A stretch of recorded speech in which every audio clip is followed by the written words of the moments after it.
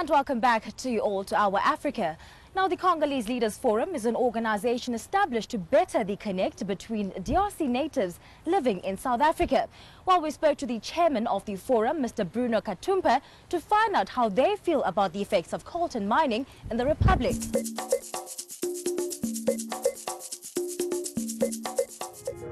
Given the leadership crisis within the Democratic Republic of Congo, COLEF was established to try and be the voice of reason for those whose hearts are still very much in the Congo. Hi everyone, my name is Bruno Kitumba. I'm Congolese born, living in South Africa, and I'm a chairman of Congolese Leaders Forum, which is an organization that tries to put Congolese leaders together. The Leaders Forum forms part of the efforts of identifying potential leaders that can look towards improving the situation back home. We have been running another platform for a long time, since 2007.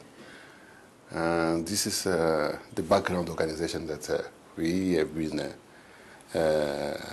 meeting together with Congolese, usually. And then after some years of experience, we realized that our key problem for the Congolese community was the leadership issue. So we thought now that we needed a twin organization so that we can tackle this leadership aspect, which is very critical in succeeding to achieve whatever project we aim for the community. So just to try and be more effective, because Congolese community is very complex, and the complexity of the crisis that we experience in Congo, it calls upon Congolese to be very wise. Elections were meant to be back in 2015, but this has not been the case. This has resulted in tensions brewing in the country. Since I arrived in South Africa, I've been few times in DRC. The reason being that the situation, the political situation, the social situation in DRC had become worse, contrary to our expectation and hope. We thought that with Mobutu out of power, things were going to be better, but it became worse.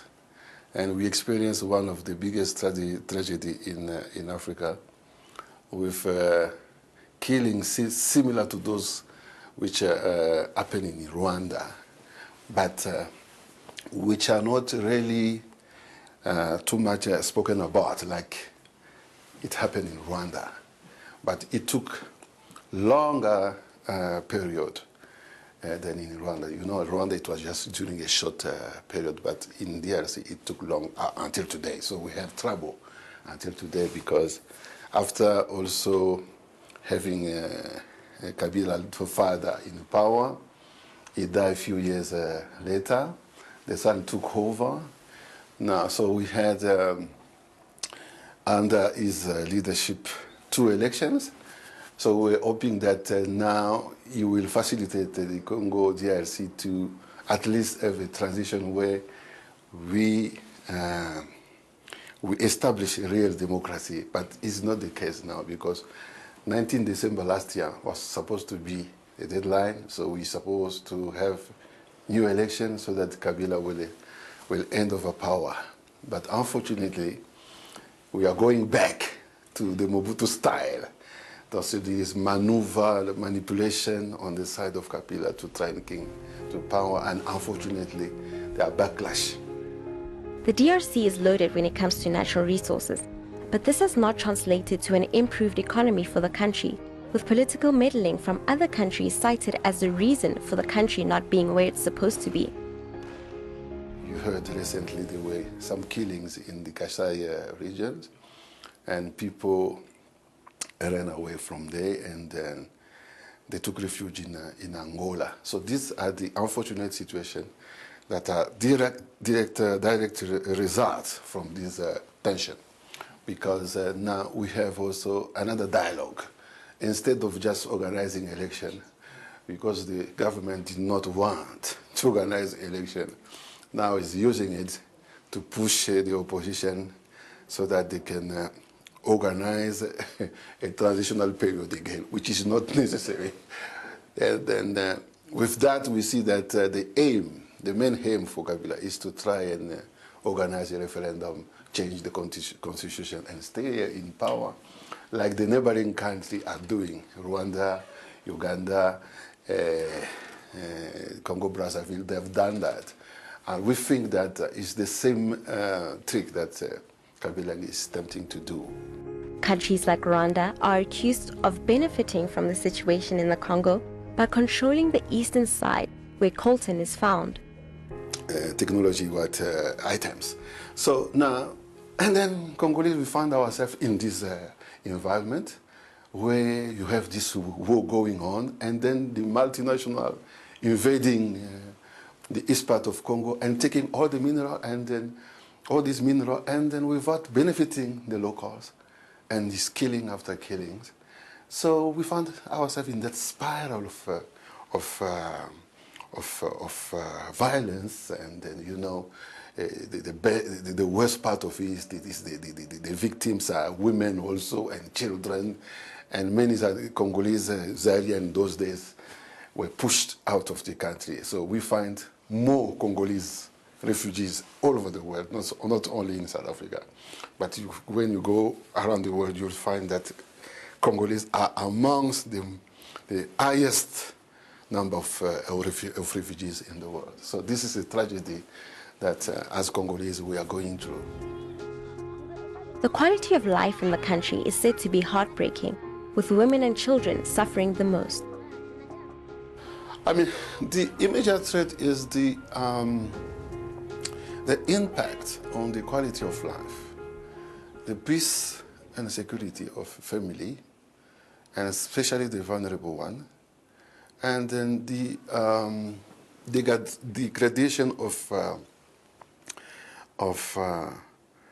the environment, the social environment, and then there is not enough development happening because the resources are taken away, and then you see that on different spheres, nothing really is improving. We're experiencing now a downfall. Let me give you an example. You know, in education, Congo was one of the countries that were very sought after by many of these Central African countries. They were educated in DRC. We had one of the best universities in Africa, and then you will find people from Angola, from Congo-Brazzaville, from Rwanda, and many of these African countries were studying in DRC. So we had really professional. It was not the case during the colonial time, because the colonial time, whites were very well established and occupying all these higher position, and then which required good education. But with time, we catch up so quickly, and we had a very good outcome of professionals in different areas that were very well educated. So we could have been proud. We were proud somehow of the achievement after the independence. Neighboring countries have developed with people having access to electricity and water, but within the DRC, development has been slow. The people benefited from these resources. Remember, these are giant companies that belong to these powerful nations of the international community. You talk about the US and you talk about Europe in general. So these are powerful people, and then like it happened in the 60s and during the colonial time, you remember, there were so many violence against the Congolese, but the Congolese didn't get justice as such because we find ourselves weak against these people. So the same thing continue to happen because these guys are powerful and they have money. They can, for instance, you know, it has been voted many times at the UN against Rwanda involvement in the violence in DRC. But you will find that most of the time when the UN table this report, like the Pillay report, you know, Pillay is a renowned advocate who have been working, sitting at the UN, and who made a report about the findings in the eastern of DRC and link Rwanda and some multinational company to this tragedy. But every time those reports will be tabled at the UN, they will be opposed by this big country.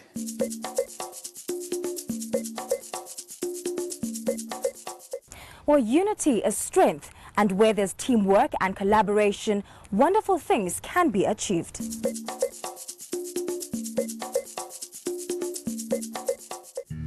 We spoke to the South African Institute of International Relations to understand our position when it comes to the DRC. Hello, my name is Dr. Nason Bisciotti. I'm a senior research fellow at the South African Institute of International Affairs.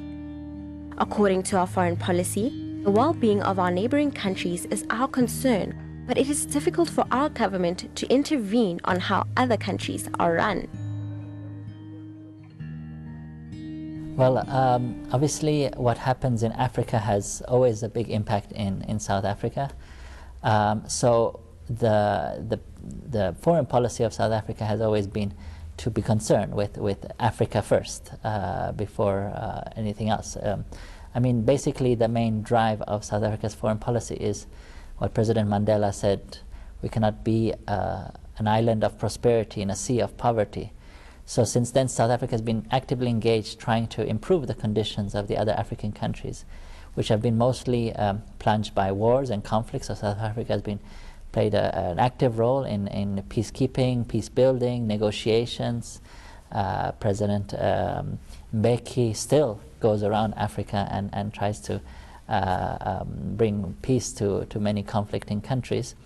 But also being concerned with the reconstruction and the economic development of Africa, so trying to contribute to the infrastructure development that Africa needs to facilitate the economy, trying to encourage African integration.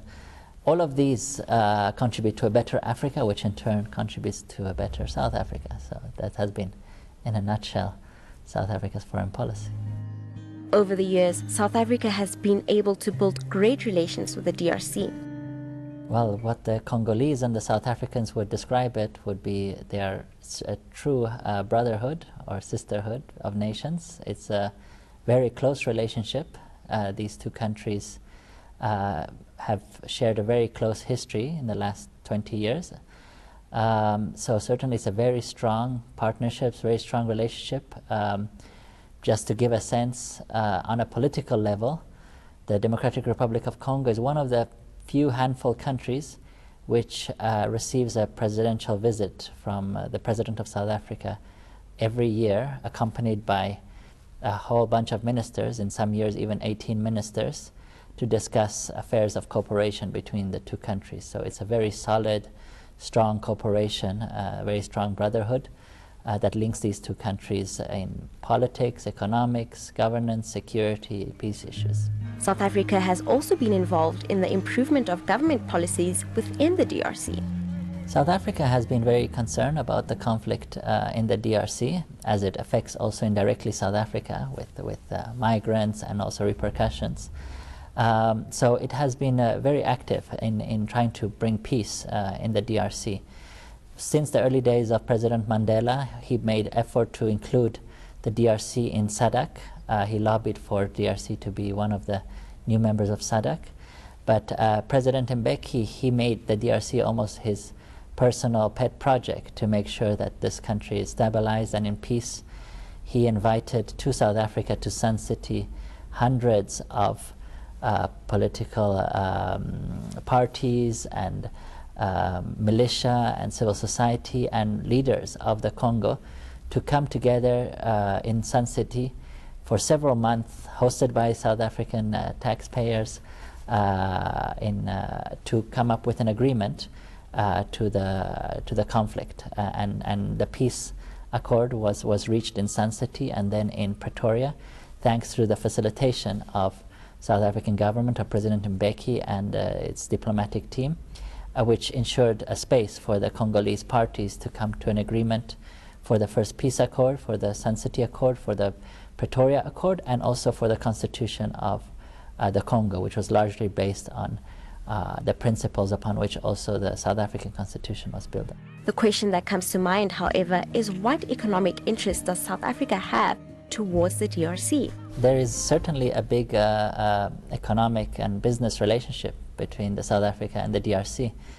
All the majority of the manufactured goods that come into the DRC are from South Africa. Everything from the most simple piece of equipment to food comes from South Africa. So obviously South Africa is deeply invested economically in the DRC. One thing is for sure, change is needed in the Democratic Republic of Congo.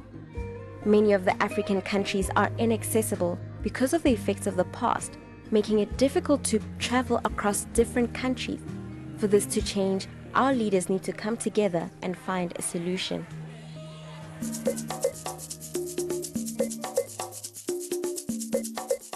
And that's a wrap-up of this episode of Our Africa. From myself, Matapelo Moloi, and the rest of the team, let's continue to make Africa great.